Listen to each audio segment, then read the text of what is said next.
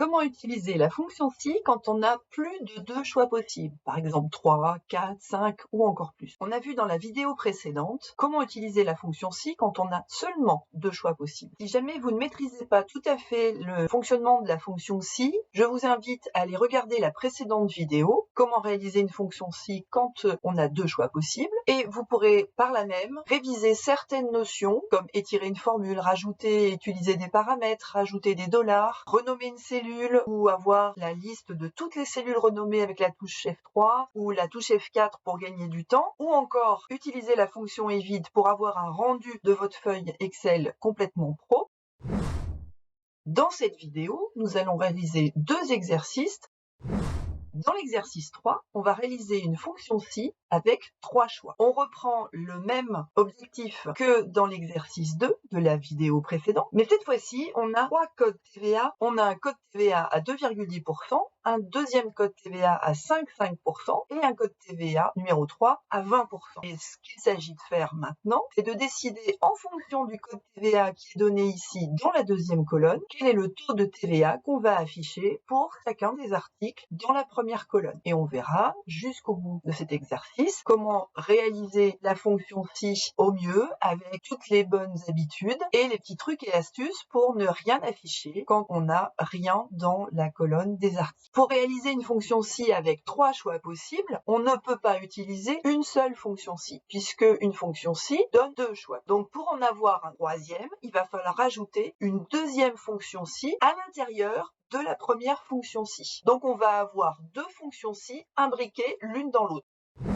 Pour que vous puissiez visualiser correctement comment les 2 fonctions si vont être imbriquées l'une dans l'autre, je vais vous écrire la formule, mais en pseudocode français, ce qui va vous donner une idée de comment sont placés les si alors sinon, les uns par rapport aux autres, et les fins si qui vont nous permettre de ne pas oublier les parenthèses quand on va traduire notre pseudocode français en formule Excel. Si mon code TVA est égal à 1, qu'est-ce que je réalise? Eh bien, je vais pouvoir renseigner le alors, je vais écrire le code TVA 1 qui est ici à 2,10%. Ça veut dire que en français, alors, je vais écrire 2,10%. Donc là, on a réglé seulement le problème du code TVA numéro 1. Il m'en reste 2, le code TVA 2 et le code TVA 3. Donc, il va falloir que je refasse un si à l'intérieur du premier si. Donc, dans la partie sinon de mon premier si, je vais remettre un deuxième si. Et je vais pouvoir, par exemple, si mon code TVA est égal à 2, je décale la façon dont j'écris le sinon si pour que ce soit un petit peu plus lisible, puisque maintenant, il va falloir répondre au alors du deuxième si. Donc, si le code TVA est égal à 2, qu'est-ce que je fais? Je vais écrire le code TVA numéro 2 qui vaut 5,50%. Et sinon, qu'est-ce que je fais? Est-ce que je refais un si pour savoir si c'est le code TVA 3 qu'il faut que j'écrive? Non, pas du tout. En fait, si vous avez 3 possibilités, il vous faut seulement 2 si. Tout à l'heure, on avait 2 possibilités, il nous fallait seulement un si. Et vous verrez que dans tous les cas, si vous avez n possibilités, vous avez n-1 si. Donc, dans notre cas, on n'a besoin que de 2 si pour réaliser 3 choix possibles. Est-ce qu'on a terminé? Non. Il reste à écrire les fins si qui vont nous permettre de ne pas oublier, quand on va traduire en formule Excel, les fameuses parenthèses fermantes qu'on pourrait oublier très facilement. On a donc un premier fin si ici qui termine le deuxième si qu'on a imbriqué à l'intérieur du premier. Et maintenant, il ne nous reste plus qu'à écrire le dernier fin si qui lui va se retrouver juste en dessous du premier si pour qu'on ait plus de visibilité. Donc là, on a terminé notre code en pseudocode français. Et maintenant, on va traduire. Donc, je vais écrire à côté la formule telle qu'elle est censée se décrire. Donc, je me mets dans la première case du taux TVA et je vais écrire ma formule avec un premier si. Si, eh bien, le code TVA qui est renseigné juste à côté en B9 est égal à 1. Je traduis si code TVA égale 1. Donc là, si B9 égale 1. Alors, donc le alors va être traduit par un point virgule. Alors, qu'est-ce que je fais? J'écris 2,10%. Mais 2,10%, je ne vais pas le taper, je vais aller chercher la valeur qui est en paramètre en haut de ma feuille. Et donc, je clique sur B2 et automatiquement, à l'affichage, si c'est le cas, si B9 égale 1, eh bien, on aura 2,10% qui va s'afficher automatiquement. Donc là, si B9 égale 1, donc j'affiche B2. Par contre, si code TVA égale 2, je vais faire un alors et je vais faire un sinon. Donc vous voyez bien qu'après le sinon, qui est mon deuxième point virgule dans mon premier si, il va falloir que je rajoute un si. Mais attention, on rajoute un si, mais on ne rajoute pas de signe égal. On a un seul signe égal dans toute la formule. Donc je fais si, parenthèse ouvrante, si code TVA égale 2, c'est-à-dire si B9 qui est ici est égal à 2. Bon, on voit qu'on a un petit souci quand on clique sur code TVA alors que la formule déborde ici. On a du mal à cliquer sur B9 et qui s'affiche ici. Donc exceptionnellement, je vais le taper ici. Donc point virgule. Qu'est-ce que je fais? Si B9 égale 2, puisque là j'en suis là, si code TVA égale 2, qu'est-ce que je fais? Je fais un alors, donc je rajoute un point virgule et je dis que je vais afficher 5,5%. Donc je vais afficher l'équivalent ici en B3. Ensuite, je réalise le sinon, c'est-à-dire que je rajoute mon deuxième point virgule de ce deuxième si ici et je vais afficher 20%, c'est-à-dire le contenu de la case B4. J'ai enfin si ici, donc je vais rajouter une parenthèse fermante et j'en ai un deuxième ici, donc je vais rajouter une deuxième parenthèse fermante. Et vous voyez que Excel vous met les parenthèses en couleur pour que vous puissiez compter le nombre de parenthèses ouvrantes et fermantes que vous avez, le but étant d'avoir le même nombre des deux côtés. Je fais entrée. Et là, j'ai un affichage un petit peu particulier. Il me dit 0,055, ce qui est tout à fait cohérent avec 5,5%, mais c'est pas exactement la façon dont on aimerait l'écrire vraiment. Donc, je vais aller chercher dans Excel, dans l'onglet Accueil, la possibilité d'écrire en pourcentage. Donc, au lieu d'avoir 0,055, je vais avoir 5,50%. Voilà. Et maintenant, si j'étire la formule, si vous avez vu ma vidéo précédente sur la fonction si avec seulement deux choix, vous savez déjà à l'avance que ça va pas bien se passer. Pourquoi? Parce que si je prends ma formule, que je l'étire jusqu'à mulot, vous voyez que j'ai un décalage. Ici, j'ai un décalage puisque il regarde si B10 égale 1, tout va bien. Dans ces cas-là, il indique B3, B4 et B5. Il a tout étiré vers le bas. Comme Excel est prévu pour nous faire gagner du temps, si on lui dit pas explicitement de ne pas tout décaler vers le bas, il le fait automatiquement. Donc là, c'est pas du tout ce qu'on veut. On a vu dans la vidéo précédente qu'on avait deux choix possibles. Soit utiliser les dollars, que vous êtes censé pouvoir utiliser, qui avait une méthode bien plus intéressante, qui est de renommer les cases de nos paramètres de manière à pouvoir les utiliser directement dans les formules et ne pas avoir de problème de dollars qui sont quand même peu lisibles. On va avoir une meilleure visibilité en renommant les formules. Donc comment on fait? Je sors de ma fonction, je vais dire ici que mon 2,10, plutôt que de l'appeler B2, je vais l'appeler par exemple code TVA1 tout en minuscule. Je n'oublie pas de faire entrer, sinon il ne le prend pas. Le deuxième, je vais l'appeler code TVA2, tout attaché, il supporte toujours pas les caractères espaces. Et le troisième, je vais l'appeler code TVA3 en minuscule et tout attaché pour garder la même logique. Donc maintenant, dans ma première formule, à chaque fois que j'ai B2, je vais le remplacer par code TVA1. À chaque fois que j'ai B3, je vais le remplacer par code TVA2. À chaque fois que j'ai B3, je vais le remplacer par code TVA2 qui est à cet endroit-là. En cliquant directement, je ne suis pas obligée de passer par F3 pour savoir exactement comment j'ai écrit mes codes TVA. Je peux cliquer directement dessus. Donc par exemple, B4, je vais le remplacer en cliquant là en B4. Automatiquement, il va indiquer code TVA3 sans que j'ai à me poser les questions. Donc maintenant, ma formule qui est beaucoup plus lisible, c'est 9, je vais l'étirer jusqu'à ma dernière ligne d'article. Et je vois que ça fonctionne très bien. Par exemple, je prends le dernier article et je vois que si B18 égale 1, j'écris code TVA1. Sinon, je refais un test pour voir si c'est égal à 2 et j'écris le code TVA2. Et sinon, ma dernière solution, je n'ai pas besoin de rajouter un si, puisque si on n'est pas rentré dans le premier alors et si on n'est pas rentré non plus dans le deuxième alors, on va forcément dans le sinon qui est écrit 20%.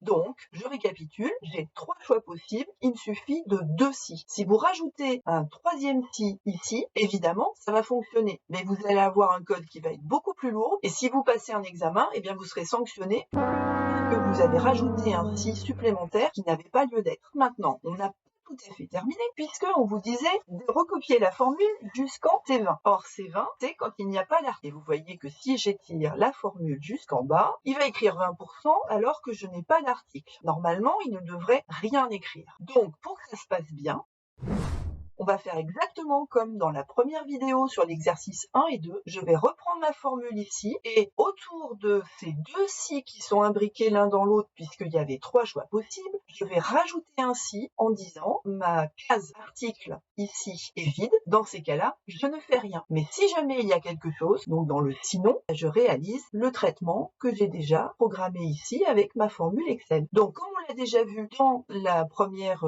vidéo, je vais passer plus vite là-dessus. Je reprends ma première formule et je dis que avant le si ici et le deuxième qui est imbriqué à l'intérieur, je vais rajouter un troisième si et je vais dire si est vide de mon article ici. Alors, donc point virgule, qu'est-ce que je fais? Je fais rien. Donc je vais écrire juste guillemets, voilà, pour rentrer une chaîne vide. Et sinon, je réalise tout le traitement que j'ai avant, mais je n'oublie pas ici ma première parenthèse et ma dernière parenthèse qui va fermer la parenthèse noire qui est ici. Là, ça ne change rien pour les premières lignes, mais quand je vais étirer jusqu'en bas, mes 2 dernières lignes vont être effacées. En fait, les 2 dernières lignes vont être vides puisque je n'ai pas d'article, je n'ai pas de traitement à réaliser. De toute façon, je n'ai pas de code TVA qui est renseigné et on va avoir un tableau beaucoup plus propre. Et si jamais il me prend l'idée de rajouter un article, par exemple des piles, et que le code TVA est de 3, à ce moment-là, j'ai bien 20% qui est affiché. Et je peux aussi continuer en disant un gâteau, par exemple, qui lui va être au code TVA 2. Et vous voyez qu'il avait anticipé quand j'ai tapé gâteau, il y avait quelque chose dedans, mais j'avais pas encore tapé le code TVA 2. Donc il avait anticipé en mettant 20%,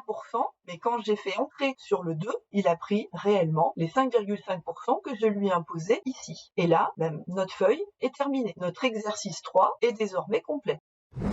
Afin de vérifier si vous avez bien compris l'explication dans l'exercice 3, je vous invite à passer à l'exercice 4 et à le réaliser tout seul avant d'avoir la correction. Donc vous avez essayé de chercher l'exercice 4 tout seul. J'espère que vous avez réussi. On va réaliser la correction ensemble. Dans cet exercice, il s'agit d'accorder une prime par an ou non à des salariés en fonction de leur nombre d'enfants. Par exemple, si les salariés n'ont pas d'enfants, ils n'y ont pas droit. Donc à chaque fois que vous allez avoir 0 dans la colonne nombre d'enfants, vous aurez une prime égale à 0. Donc si je récapitule ici, je peux dire que pour 0 enfants, je vais avoir une prime de 0. Donc cette prime dépend du nombre d'enfants. À partir de 1 enfant et jusqu'à 2 enfants, la prime s'élève à 50 € par enfant. Donc, si on a un enfant, il va falloir donner au salarié une prime de 50 €. S'il a 2 enfants, on va avoir une prime qui vaut 2 fois 50 €, soit 100 €. Et ensuite, on accorde 70 € par enfant pour les salariés qui ont 3 enfants ou plus. À partir de 3 enfants, on va réaliser un calcul différent. On va multiplier le nombre d'enfants par 70 et non pas par 50. Donc ici, ça sera pour 3 enfants, on aura 3 fois 70. Pour 4 enfants, vous avez compris le principe, on aura 4 fois 70. Et bon, j'aurais été plus maline, j'aurais utilisé le nombre d'enfants dans la multiplication que j'ai réalisée ici. Donc là, je l'ai fait en dur, mais c'était juste pour vous montrer comment ça fonctionnait de 0 à beaucoup d'enfants. Donc ça veut dire qu'on a plusieurs cas. Il va falloir tester si on est à 0 enfant, parce que là, c'est un traitement particulier. Je vais le mettre par exemple en bleu. Pour 1 et 2 enfants, on a un deuxième traitement particulier, je vais par exemple le mettre en orange. Et pour 3 enfants et plus, je vais mettre ça en rouge pour qu'on le voit bien. Alors maintenant, il va falloir déterminer quel est le nombre de si dont on a besoin pour réaliser finalement ces 3 cas, puisqu'on a un cas bleu, un cas orange et un cas rouge. Donc a priori, si vous avez compris comment on a fonctionné tout à l'heure, on a la possibilité, avec 3 cas différents, d'utiliser seulement 2 si. Sauf qu'il faut le faire intelligemment. Donc moi je vous conseille, alors c'est pas forcément la première idée qui va vous venir quand vous allez réaliser cet exercice, mais avec l'expérience, vous verrez que vous avez intérêt à commencer par le haut, c'est-à-dire à écrire si, alors on va dire que NB c'est le nombre d'enfants, est supérieur Si c'est 3, 4 ou plus, on peut dire, puisque le nombre d'enfants est toujours entier, on va dire si c'est supérieur à 2, dans ces cas-là, qu'est-ce qu'on fait? Alors, on multiplie NB par 70, puisque si on a 5 enfants, ça va être 5 fois 70, par exemple. Sinon, il nous reste 2 cas, le bleu et le orange. Donc, je vais refaire ainsi. Donc, sinon, si NB, alors, il faut que j'arrive à dire que je suis à 1 ou 2, mais pas à 3 ou 4. Or, on a déjà testé, si NB est supérieur à 2, on n'est pas rentré dans le alors, donc on va rentrer dans le sinon. Ça veut dire qu'on est sûr que 3 et 4 et plus ont été écartés. Donc, on n'a pas besoin de refaire un test en disant si notre nombre est de 1, 2 ou inférieur à 3 et 4, etc. Non, en fait, on va essayer d'optimiser notre imbrication de si les uns dans les autres de manière à avoir le moins de travail possible. Donc, sinon, si NB supérieur à 0, dans ces cas-là, qu'est-ce qu'on fait? Eh bien, je vais afficher NB multiplié par combien? Multiplié, là, dans le cas orange, par 50. Multiplié par 50. Sinon, eh bien, si je suis pas rentré dans le alors, si c'est pas supérieur à 2, et si c'est pas supérieur à 0, c'est forcément égal à 0. Donc, je n'ai pas besoin de refaire un autre si, je vais juste faire un sinon 0. Donc, je peux faire NB fois 0, mais ça fait exactement la même chose. Donc, on a quasiment terminé notre pseudo-code français. Il nous reste juste 2 fins si, et on va pouvoir traduire directement en Excel. Alors, si vous avez des questions, n'hésitez pas à les mettre en commentaire. Si vous avez du mal à réaliser cette formule en pseudo-code français, si le raisonnement ici pose problème, je vous invite à revenir en arrière et à refaire un passage de cette vidéo juste sur ce chapitre-là. Et si vraiment ça ne va pas, dans ces cas-là, vous me laissez un commentaire et j'essaierai de refaire une autre explication, une autre façon pour que vous arriviez à comprendre pour certains d'entre vous différemment. Donc là, je vais traduire la formule pour ma prime. Donc, je vais dans prime, je fais égal, et je vais traduire directement le pseudocode français que j'ai écrit ici. Donc, si NB est supérieur à 2, je fais égal si, parenthèse ouvrante, si le nombre d'enfants est supérieur à 2, qu'est-ce que je fais? Je rentre dans un alors, donc je mets un point virgule. Ensuite, eh bien, je vais multiplier NB par 70. Donc là, le alors, je fais NB, c'est le nombre d'enfants qui est là, multiplié par 70. Et sinon, qu'est-ce que je fais? Je remets un point virgule pour le sinon et je refais un si dans la foulée. Et comme tout à l'heure, j'écris le si, mais pas de signe égal avant. Il n'y en a qu'un seul dans une formule. Sinon, Excel bug, ne comprend rien. Donc, si, parenthèse ouvrante, quoi donc? Si NB est supérieur à 0, mon NB, il est toujours là. Si C7 est supérieur à 0, qu'est-ce que je fais? J'ai un alors. Donc, un point virgule, NB multiplié par 50. Mon NB, c'est cette case-là, multiplié par 50. Et sinon, je mets un deuxième point virgule, eh bien, ça me donne 0. Et derrière, j'ai 2 fins si, donc 2 parenthèses fermantes. Et là, pour que le nombre d'enfants égale à 0, il est logique qu'on ait une prime à 0. Et si j'étire, eh bien, si on a un enfant, on a bien 50 € de prime. Si on a 2 enfants, on a bien 100 € de prime. Si on a un enfant, 50, 5 fois 70, ça fait bien 350, etc. Donc, vous voyez qu'ici, on a réalisé notre calcul de prime en tapant directement 50 et 70. Or, ça, on a fait en mode débutant, même si l'algorithme est optimisé, mais on a complètement laissé de côté prime A qui est égale à 50 € et prime B qui est égale à 70 €. Donc on va réécrire cette formule-là de façon plus lisible. Mais attention, si j'utilise dans ma première formule à la place de 70 et à la place de 50 les cases B2 et B3, quand je vais itérer la formule, vous vous souvenez qu'on va avoir un souci. Donc, avant de modifier cette formule-là, on va directement renommer nos primes A et prime B. Donc, 50 €, je vais la renommer prime A,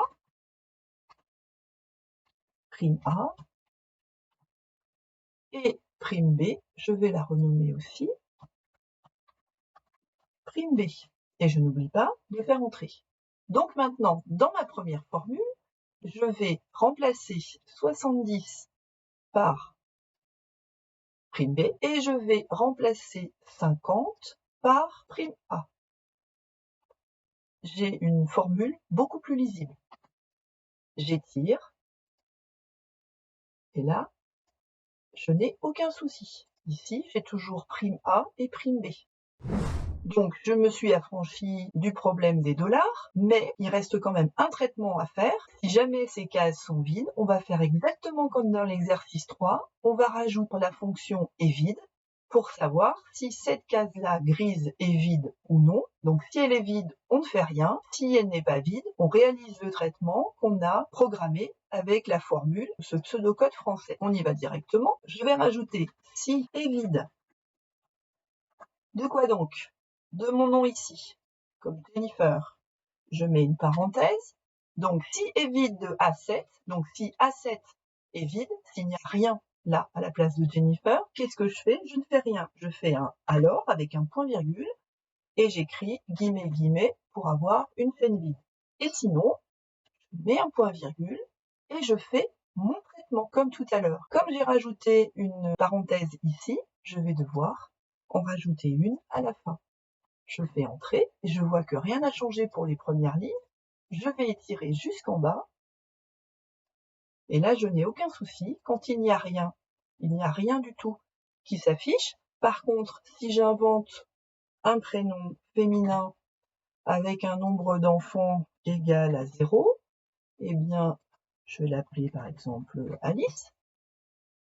Dès que je fais entrer, il me dit que Alice a droit à une prime égale à 0, donc n'a pas droit à une prime. Et si je prends un autre prénom, si je prends Georges, qui est de sexe masculin, vous voyez que j'ai mis quelque chose ici qui va déclencher le traitement, mais j'ai pas encore renseigné le nombre d'enfants, donc dès que je vais renseigner par exemple, allez, 10 enfants, soyons joueurs, eh bien, il va me donner une prime de 700 € pour Georges. Donc là, on a une feuille Excel qui fonctionne très très bien. Et on a vu l'ensemble de ce qu'on devait découvrir pour réaliser des tests avec une fonction si, soit avec 2 possibilités, soit 3 ou plus. Donc maintenant, on va pouvoir enchaîner sur le et le ou pour avoir encore plus de possibilités dans une formule Excel et ensuite avoir un exercice bonus pour savoir si vous avez bien tout compris, mais dans la vidéo suivante.